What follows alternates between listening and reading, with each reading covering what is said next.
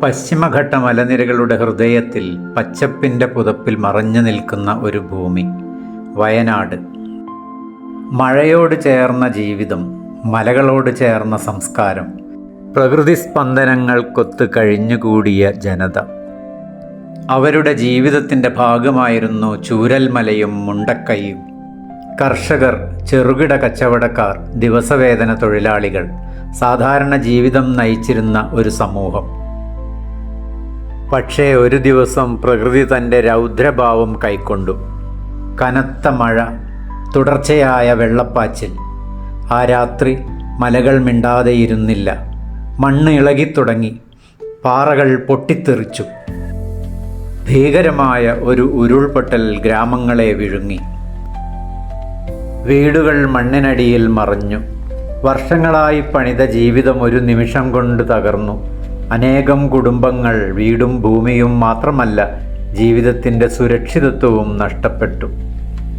ആ ദുരന്തം വയനാടിൻ്റെ മാത്രമല്ല, കേരളത്തിൻ്റെ ചരിത്രത്തിലൊരിക്കലും മറക്കാൻ കഴിയാത്തൊരധ്യായമായി മാറി. പക്ഷേ ദുരന്തത്തിൻ്റെ ഇരുളിൽ പോലും മനുഷ്യസ്നേഹത്തിൻ്റെ ഒരു വെളിച്ചം തെളിഞ്ഞിരുന്നു. സ്വമേധയാ വന്ന രക്ഷാപ്രവർത്തകർ, നാട്ടുകാർ, എല്ലാറ്റിനുമുപരി സംസ്ഥാന ഗവൺമെൻറ്റിൻ്റെ എല്ലാ സംവിധാനങ്ങളും, എല്ലാവരും ഒരുമിച്ചു കൈകോർത്തു.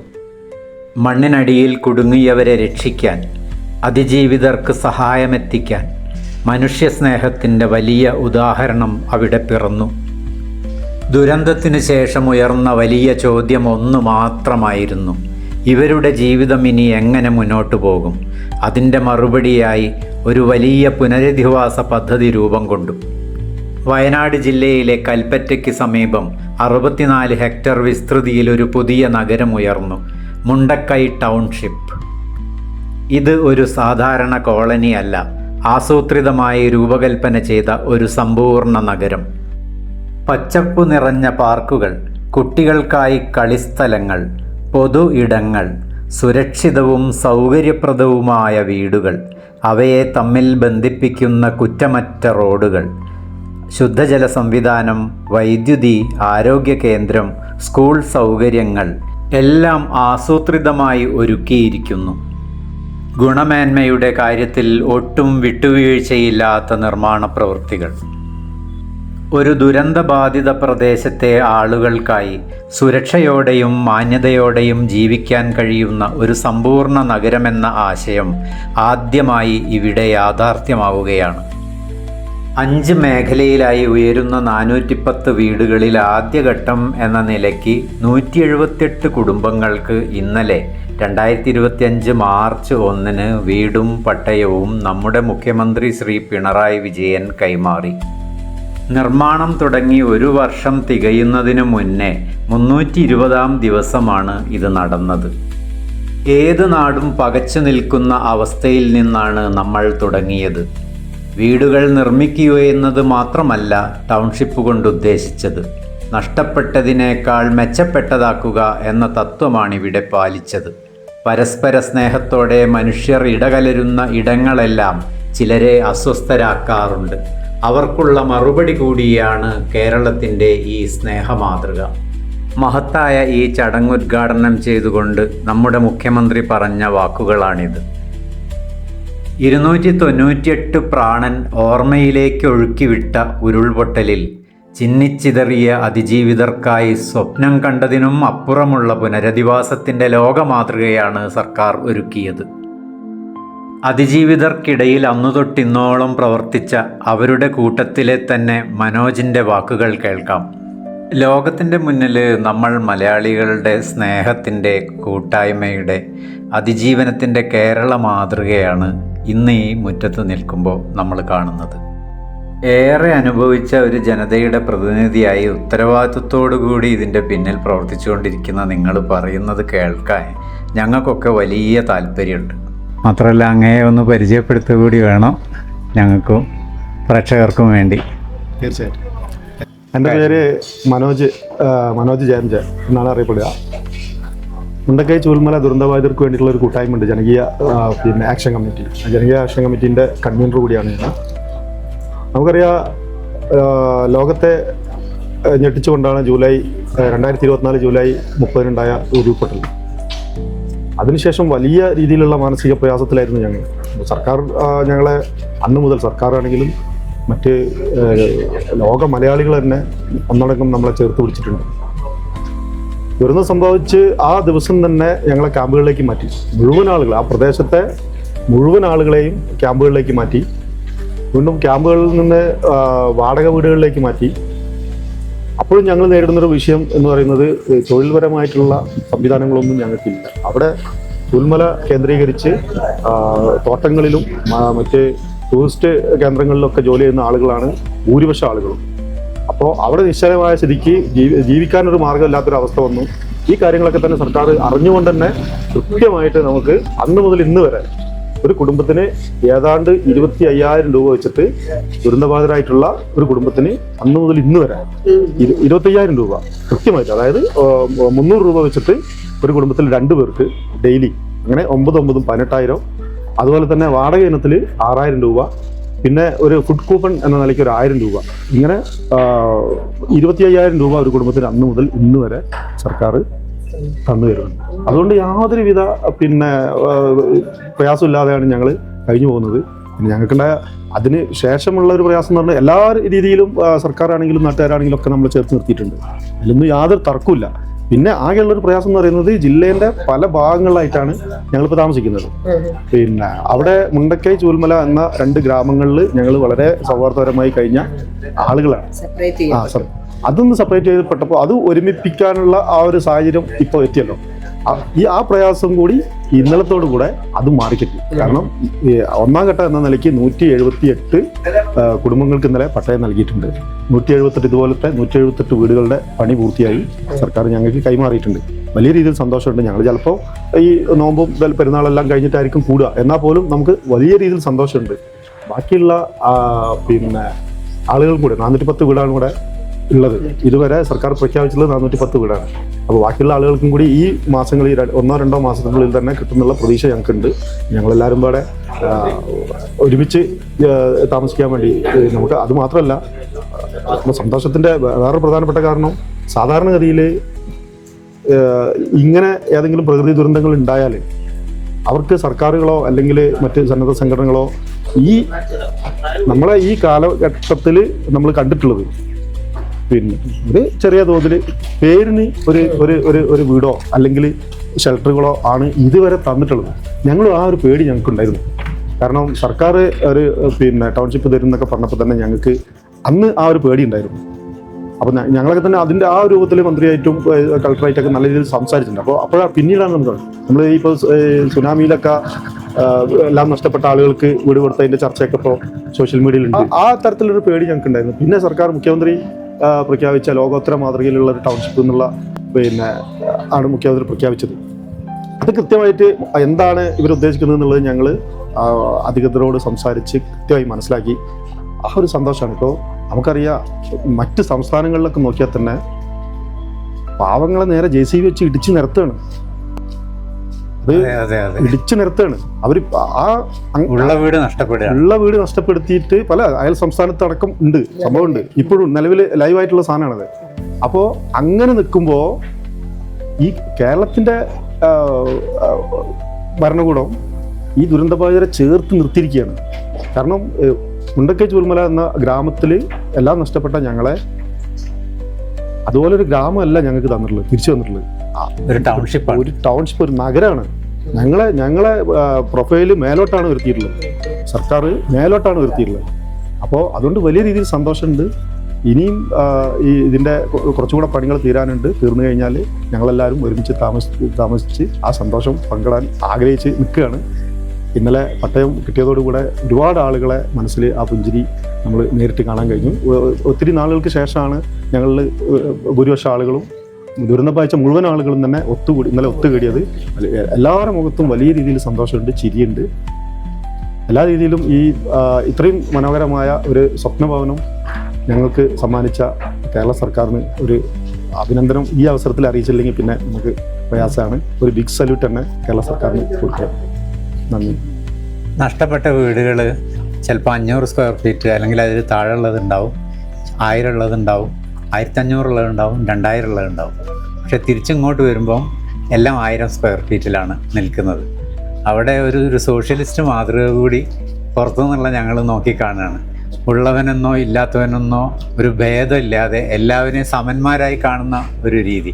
അതിനോട് എങ്ങനെയാണ് ഇപ്പം ഒരു 3000 സ്ക്വയർ ഫീറ്റിലൊക്കെ താമസിച്ച ആരെങ്കിലും ഉണ്ടെങ്കിൽ ഈ കൂട്ടായ്മയിൽ അത്തരം പ്രതികരണങ്ങളും കൂടി ഒന്ന് അറിഞ്ഞാൽ. തീർച്ചയായിട്ടും അവിടെ ഇപ്പോൾ എനിക്കുണ്ടായിരുന്ന 1600 സ്ക്വയർ ഫീറ്റ് വീടാണ്.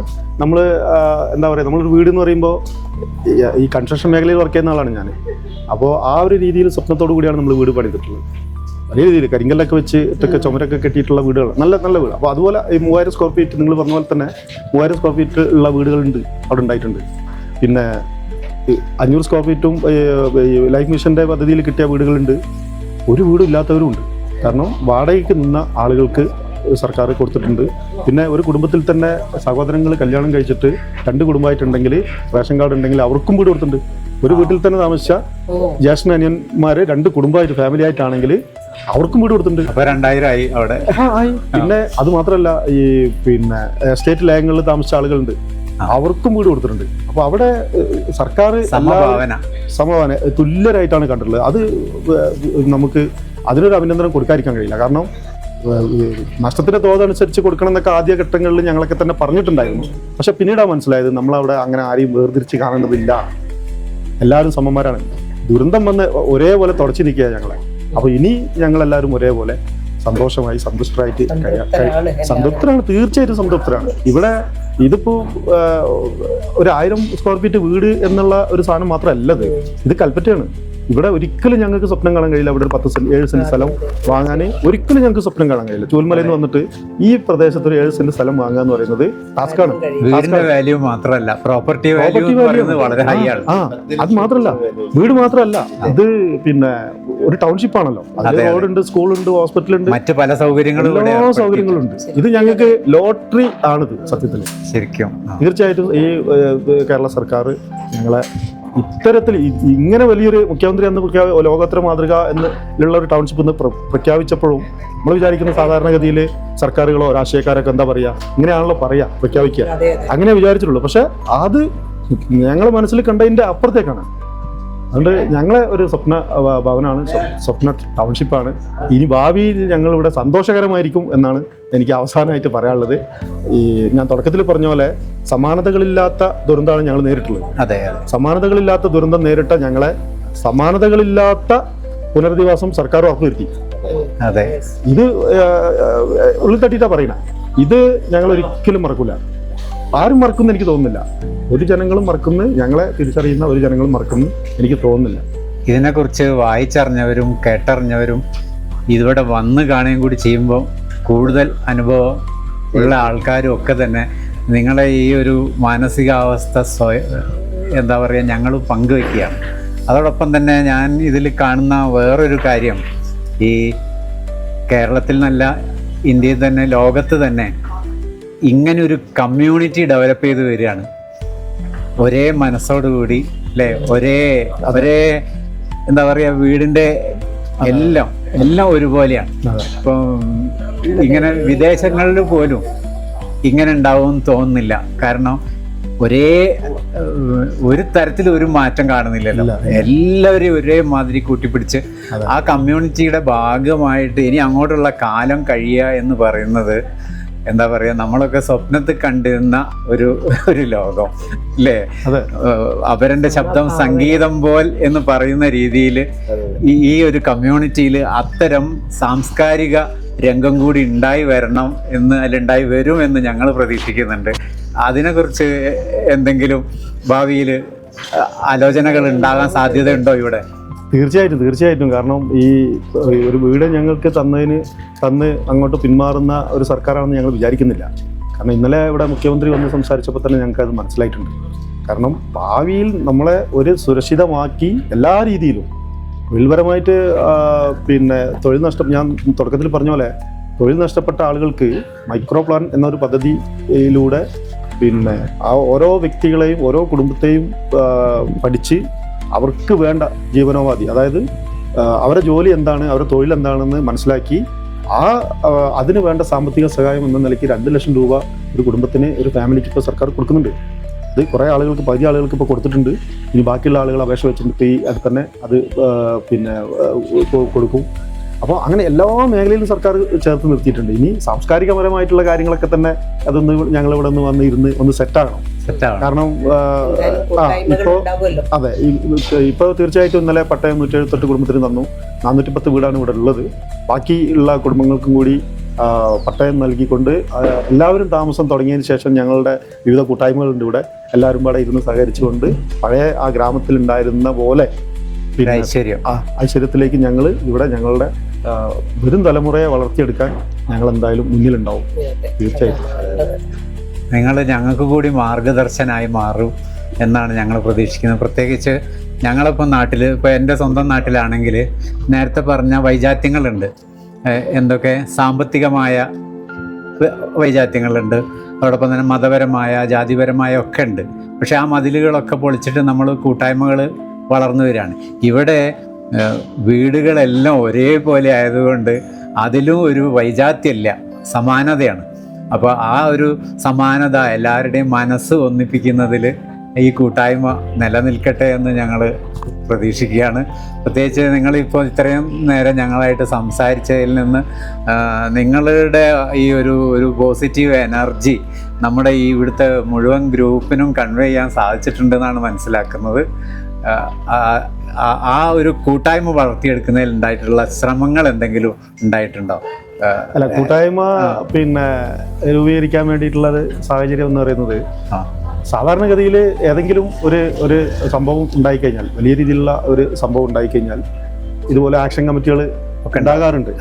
അവിടെ പ്രത്യേകിച്ച് അങ്ങനെ തുടക്കത്തിലാണ് ഈ ഒരു ആക്ഷൻ കമ്മിറ്റി ഉണ്ടായിട്ടുള്ളത്. അപ്പോൾ പൊതുവെ ഞങ്ങളെല്ലാവരും അങ്ങനെ ഛിന്ന ഭിന്നമായി ജില്ലേൻ്റെ പല ഭാഗങ്ങളിലേക്ക് മാറിയപ്പോൾ ചെതറിപ്പോയപ്പോൾ കയ്യിലുള്ള നമ്പറുകൾ ഒക്കെ വെച്ചിട്ടൊരു വാട്സപ്പ് കൂട്ടായ്മയാണ് ആദ്യം ഉണ്ടാക്കിയത്. അപ്പോൾ അത് നമ്മളെ കാര്യങ്ങൾ പറയാൻ വേണ്ടി, പരസ്പരം പങ്കുവെക്കാനും, പ്രയാസങ്ങളുണ്ടെങ്കിൽ അത് പറയാനും, എല്ലാം വിവരങ്ങൾ അറിയിക്കാൻ വേണ്ടിയിട്ട്, ഷെയർ ചെയ്യാൻ വേണ്ടിയിട്ട് ഒരു വാട്സപ്പ് കൂട്ടായ്മയാണ് ആദ്യം ഉണ്ടാക്കിയത്. അതിൽ നിന്ന് പല ആളുകളും ചർച്ച ചെയ്തിട്ടാണ് നമുക്കൊരു കമ്മിറ്റി എന്ന നിലയ്ക്ക് ഉണ്ടാകണം, ഏതെങ്കിലും ഒരു വലിയ പിന്നെ പ്രയാസം ഉണ്ടായിട്ടല്ല, ഒരു കമ്മിറ്റി ഉണ്ടാകണം എന്നുള്ള രൂപത്തിൽ ഒരു ചർച്ചകൾ വന്നു. അങ്ങനെ മുഴുവൻ ദുരന്തബാധിതരെയും വിളിച്ചു വരുത്തി ഒരു MSA മേപ്പാടി MSA ഓഡിറ്റോറിയം എന്നുള്ള ഓഡിറ്റോറിയം ഉണ്ട്, അവിടെ വിളിച്ചു വരുത്തി ഒരു കമ്മിറ്റി രൂപീകരിച്ച് ഒരു ഭക്ഷണം കാര്യങ്ങളൊക്കെ കൊടുത്ത് ഞങ്ങൾ അങ്ങനെയാണ് ഇതിന്റെ സ്ഥാനത്തേക്ക് ഞാൻ വരുന്നത്. ഞങ്ങൾ ഏതാണ്ട് എത്ര പേര് ഇതിൽ ഈ കമ്മിറ്റിയിൽ പ്രവർത്തിച്ചിട്ടുണ്ട്? 10-20ഓളം ആളുകൾ കമ്മിറ്റിയിൽ പ്രവർത്തിക്കുന്നുണ്ട്, ഇപ്പോഴും ഉണ്ട്. എല്ലാ വിഭാഗത്തിന്റെയും പ്രാതിനിധ്യം എല്ലാ ജാതി, മത, രാഷ്ട്രീയ ഭേദമില്ല, ലിംഗ വ്യത്യാസമില്ലാതെ എല്ലാ വിഭാഗം ആളുകളും അതിലുണ്ട്, കമ്മിറ്റിയിലുണ്ട്. എല്ലാവരും നല്ല രീതിയിൽ സഹകരിക്കുന്നുണ്ട്. അതുപോലെ തന്നെ മറ്റു കൂട്ടായ്മകളൊക്കെ ഉണ്ട്, എന്നാൽ പോലും നമ്മൾ അത് നമ്പർ 1 ആയിട്ട് തന്നെ അങ്ങനെ നിൽക്കുന്നുണ്ട്. നിരവധി ആളുകൾക്ക് ഈ ആനുകൂല്യങ്ങൾ ഇപ്പോൾ നമുക്കറിയാം, സർക്കാരിൻ്റെ ഓർഡറിനനുസരിച്ചാണ് പിന്നെ ഈ ആനുകൂല്യങ്ങൾ കിട്ടുന്നത്. സർക്കാർ മന്ത്രിസഭാ യോഗം ചേർന്ന ഓരോ ഓർഡർ, അപ്പോൾ അതിൻ്റെ മാനദണ്ഡം ഉൾപ്പെടുത്തിക്കൊണ്ടാണ് പിന്നെ ഇപ്പം എനിക്ക് വീട് കിട്ടണമെങ്കിൽ ഒരു മാനദണ്ഡം, ഒന്ന് വീട് പോയിരിക്കണം, അല്ലെങ്കിൽ അവിടെ ഏതെങ്കിലും വീട്ടിൽ താമസിച്ച ആളായിരിക്കണം കുടുംബമായിട്ട്, അങ്ങനെയൊക്കെ ഉണ്ടെങ്കിൽ എനിക്ക് കിട്ടുള്ളൂ. അപ്പോൾ ഇത്തരം മാനദണ്ഡത്തിൽ വന്ന ആളുകൾ ഈ പുനരധിവാസ ലിസ്റ്റിൽ, ഗുണഭോക്തൃ പട്ടികയിൽ ചിലതൊക്കെ വിട്ടുപോകുമല്ലോ സ്വാഭാവികം. അപ്പോൾ അത് ഉൾപ്പെടുത്താൻ വേണ്ടി നമ്മൾ ആ മാനദണ്ഡത്തിൽ വരുന്ന ആളാണ്, ഇന്ന കാരണം കൊണ്ട് ഇന്ന മാനദണ്ഡത്തിൽ വരുന്നതാണ്, വിട്ടുപോയിട്ടുണ്ട്, നമുക്ക് ഉൾപ്പെടുത്തണമെന്ന് പറഞ്ഞുകൊണ്ട് നിരവധി ആളുകൾക്ക് അതിനുശേഷം വരുന്ന ഓരോ ലിസ്റ്റുകളിലും നമ്മൾ പിന്നെ ഈ ഗുണഭോക്തൃ പട്ടികയിലേക്ക് ഉൾപ്പെടുത്താൻ വേണ്ടി സാധിച്ചിട്ടുണ്ട്. ആക്ഷൻ കമ്മിറ്റി എന്ന നിലയ്ക്ക് അത് സാധിച്ചിട്ടുണ്ട്. അതുപോലെ തന്നെ ആനുകൂല്യങ്ങൾ സർക്കാർ, ഞാൻ നേരത്തെ പറഞ്ഞ പോലെ 25,000 രൂപ ഒരു കുടുംബത്തിന് കിട്ടുന്നുണ്ടല്ലോ, ഇതൊക്കെ പല ആളുകൾക്കും വിട്ടുപോയിട്ടുണ്ട്. അപ്പൊ അതെല്ലാം നമ്മൾ ശ്രദ്ധയിൽ നല്ലൊരു കമ്മ്യൂണിക്കേഷൻ ഗവൺമെന്റും നമ്മളും തമ്മിൽ ഉണ്ടായി. തീർച്ചയായിട്ടും നമുക്ക് എവിടെയും പിന്നെ പ്രത്യേകിച്ച് ഒരു അപ്പോയിൻമെന്റ് ഒന്നും എടുക്കേണ്ടി വന്നിട്ടില്ല. പ്രത്യേകിച്ച് രാജമിനിസ്റ്ററെ ഉൾപ്പെടെ കാണാൻ വേണ്ടി പ്രത്യേകിച്ച് ഒരു അപ്പോയിൻമെന്റ് ഒന്നും എടുക്കേണ്ടി വന്നില്ല. നമ്മൾ പോകുമ്പോൾ വളരെ സ്നേഹത്തോടെ നമ്മളെ തോളിൽ തട്ടി സംസാരിക്കുന്ന ലെവലിലേക്ക് ചേർത്ത് പിടിച്ചിട്ടുണ്ട്. അതിന്റെ ഒരു ഗുണം ഞങ്ങൾക്ക് ഉണ്ടായിട്ടുണ്ട്. ഇനിയും കുറഞ്ഞ ആളുകളൊക്കെ തന്നെ ഇതിൽ വരാനുണ്ട്. ഈ മാനദണ്ഡത്തിൽപ്പെട്ട പല പല കാരണങ്ങളുണ്ടായിരുന്നു, പക്ഷെ അതും കൂടെ നമ്മൾ ഇപ്പൊ ശ്രദ്ധയിൽപ്പെടുത്തിക്കൊണ്ടിരിക്കുകയാണ്. ഉൾപ്പെടുത്താൻ പറ്റുമെന്നാണ് ഞാൻ വിചാരിക്കുന്നത്.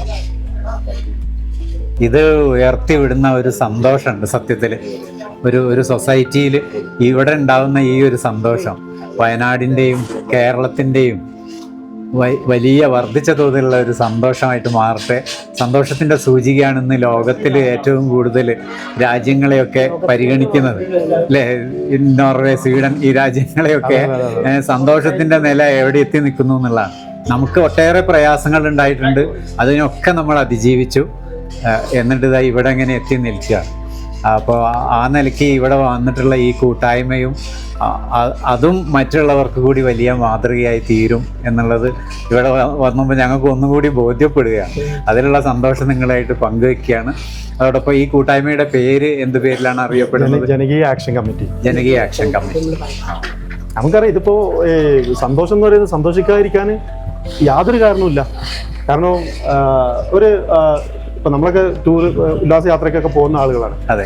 അങ്ങനെ ഉല്ലാസയാത്രയ്ക്കൊക്കെ പോയി കഴിഞ്ഞാൽ നമ്മൾ ഏതെങ്കിലും വില്ലകളിലോ പിന്നെ റിസോർട്ടുകളിലൊക്കെ താമസിക്കുക. അതെ. അതുപോലൊരു സംവിധാനമാണ് ഇവിടെ കാണുന്നത്. വീടല്ല, ശരിക്കൊരു റിസോർട്ടിന് തുല്യമാണ്. ഓരോ വീടുകളുടെ മുമ്പിലും ഒരു നല്ല ഇന്റർലോക്ക് ഇട്ട റോഡ്, ഗ്രീനറി. അതാണ് ഇപ്പോ മാതൃകാ ഗ്രീനറി, മാതൃകാ ക്ലസ്റ്റർ അവിടെയാണുള്ളത്, ആ പുല്ല് വിരിച്ച. അപ്പോ അതുപോലെ റിസോർട്ടിന് തുല്യമായ ഭവനാണ് നമുക്ക് തന്നിട്ടുള്ളത്. ഈ സന്തോഷം എന്തായാലും നിലനിൽക്കും. ഞങ്ങളെ സഹായിച്ച, സപ്പോർട്ട് ചെയ്ത ലോക മലയാളിക്ക് ഞങ്ങൾ കാരണം ഒരു പ്രയാസം ഉണ്ടാവില്ല. ഞങ്ങൾ ഏതായാലും ഇവിടെ നിലവിലുള്ള സാഹചര്യത്തിൽ നിന്ന് ഞങ്ങൾ ഉയർച്ചയിലേക്ക് തന്നെ ഉണ്ടാവുള്ളൂ. അതെല്ലാവരും ഞങ്ങളെ ഇതുവരെ ചേർത്ത് നിർത്തിയിട്ടുണ്ട്. ഞങ്ങൾ വലിയ രീതിയിലുള്ള സന്തോഷം അറിയിക്കുകയാണ്. വലിയൊരു സാമൂഹിക കൂട്ടായ്മയും സാംസ്കാരിക കൂട്ടായ്മയും ഒക്കെ ഇതിൻ്റെ ഭാഗമായിട്ട് എല്ലാ മതിലുകളും പൊളിച്ചു മാറ്റിക്കൊണ്ട് ഉണ്ടാകട്ടെ എന്ന് ആശംസിച്ചുകൊണ്ട് ഞങ്ങൾ ഏറെ സന്തോഷത്തോടു കൂടി, കോഴിക്കോട്ടുകാരാണ് ഞങ്ങൾ, വയനാട്ടിൽ വന്നിട്ട് ഏറെ ഒരു സന്തോഷം പങ്കുവയ്ക്കാൻ കഴിഞ്ഞതിലുള്ള നന്ദി കൂടി അറിയിക്കുകയാണ്. ഏറെ സന്തോഷം. Okay, thank you. പണി നടന്നുകൊണ്ടിരിക്കുന്ന ഭാഗങ്ങളും നമുക്കൊന്ന് വിശദമായി കാണാം. കഠിനമായ വെയിലിലും തളരാതെ ജോലി ചെയ്യുന്ന ഒരു വലിയ വിഭാഗം തൊഴിലാളികളുണ്ട് ഇവിടെ.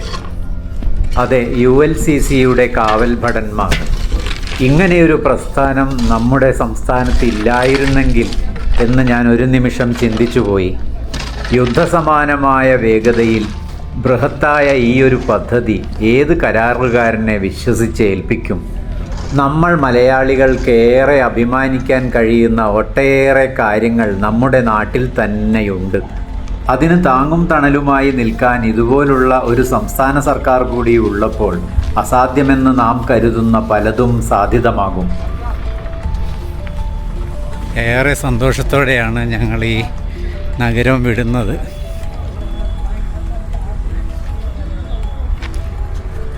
എല്ലാം തികഞ്ഞൊരു നഗരമായി മാറുകയാണ് ഇവിടെ. പെട്ടെന്നൊന്നും നടന്നാൽ തീരാത്തത്ര ദൈർഘ്യമുള്ള 11.5 കിലോമീറ്റർ നീളമുള്ള റോഡാണ് ഈ ടൗൺഷിപ്പിനകത്ത് മാത്രമുള്ളത്. അതും ആധുനിക രീതിയിൽ രൂപകൽപ്പനയും നിർമ്മാണവും നിർവഹിച്ചു പോരുന്ന തരത്തിലുള്ളത്. തൊഴിലാളികളുടെ അവകാശങ്ങൾ ഒട്ടും ഹനിക്കാതെ പല ഷിഫ്റ്റുകളിലായി പണികൾ വലിയ വേഗതയിൽ നടക്കുകയാണ്. പണി പൂർത്തിയാകുന്ന മുറയ്ക്ക് ഇനിയും ഇവിടെ വരണമെന്നും കാണണമെന്നുമുള്ള ആഗ്രഹം മനസ്സിൽ വെച്ചുകൊണ്ടാണ് ഇവിടെ നിന്നിറങ്ങുന്നത്.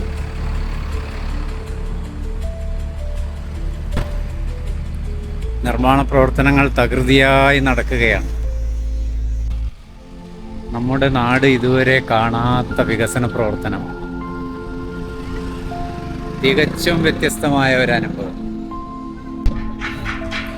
എങ്ങോട്ട് നോക്കിയാലും നിർമ്മാണ പ്രവർത്തനങ്ങൾ തന്നെ. ഗുണമേന്മ കൂടിയ ഉൽപ്പന്നങ്ങളാണ് എല്ലാം. യാതൊരു കോംപ്രമൈസും ഇല്ലാത്ത നിർമ്മാണ പ്രവൃത്തികൾ.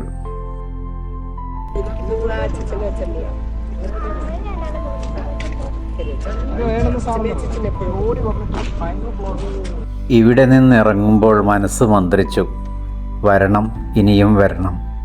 അവന്തിക മോളെയും മറ്റതിജീവിതരെയും കാണാൻ ഇനിയും വരണം. കാര്യങ്ങൾ ഇങ്ങനെ പോയാൽ അതിനുള്ള അവസരം ഉടനുണ്ടാകും.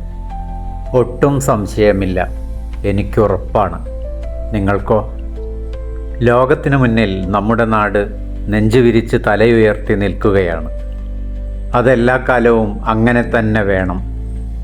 അതിനുവേണ്ടി നമുക്ക് മുന്നിലുള്ള ഒരവസരവും പാഴാക്കിക്കൂടാ. അനീതിക്കെതിരെ, അഴിമതിക്കെതിരെ, അരാജകത്വത്തിനെതിരെ ചൂണ്ടുന്ന വിരലുകൊണ്ട് നവകേരള സൃഷ്ടിക്കായി ഉത്തരം കണ്ടെത്തണം. അതിനുള്ള കരുത്ത് മലയാളക്കരയ്ക്കുണ്ട്. നാം അത് ഇനിയും കാണിച്ചു കൊടുക്കണം. I am not a Malayali, I come from Karnataka.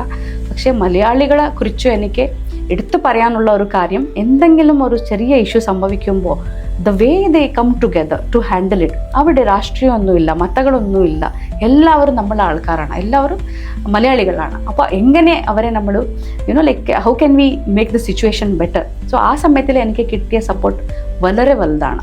So even before Indian army or anybody came, അവിടുത്തെ ലോക്കലായിട്ടുള്ള ആൾക്കാരും ഒരു മേക്ക് ഷിഫ്റ്റ് ബ്രിഡ്ജ് ഉണ്ടാക്കി, സ്പെഷ്യൽ ഓപ്പറേഷൻ ഗ്രൂപ്പ്, പിന്നെ ഫയർ ആൻഡ് സേഫ്റ്റി ഓഫീസേഴ്സിനെ കൂടെ, NDRFിനെ കൂടെ 90% of the people we rescued. So by evening, almost more than 400 people were already shifted in camps. ജീവൻ കൊണ്ട് നമ്മൾ രക്ഷിക്കാൻ സാധിച്ചിട്ടുണ്ടായിരുന്നു. അതാണ് ഈ ദുരന്തത്തിന്റെ വലിയ ഹൈലൈറ്റ്. ദുഷ്കരമെന്ന് കരുതുന്ന ഈ അസാധാരണ ദൗത്യം എങ്ങനെയാണ് ഏറ്റെടുത്ത് നിറവേറ്റാനുള്ള ആർജവവും ധൈര്യവും നമുക്ക് ഉണ്ടായത്? ഈ ചോദ്യത്തിന് ഒറ്റ ഉത്തരമേ ഉള്ളൂ. അത് നമ്മുടെ നാടിന്റെ ഒരുമയും ഐക്യവും, ജനസമൂഹത്തിന്റെ മനസാക്ഷിയിലെ മനുഷ്യത്വം, ഇതെല്ലാം ഒത്തുചേർന്നാൽ, അതിനോടൊപ്പം സർക്കാരിനും നിൽക്കാനായാൽ അസാധ്യത്തെ സാധ്യമാക്കാം എന്നതാണ് സത്യം.